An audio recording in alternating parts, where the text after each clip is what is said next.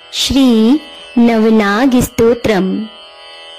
अनन्तं वासुकिं शेषं पद्मनाभं च कम्बलं शङ्खपालं धृतराष्ट्रं च तक्षकं कालियं तथा। एतानि नवनामानि नागानां च महात्मनः। सायंकाले पठे नित्यं प्रातः काले विशेषतः।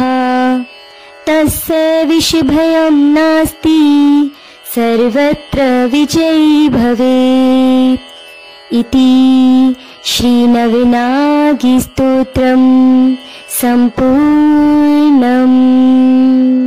श्री नवनागस्तोत्रम्।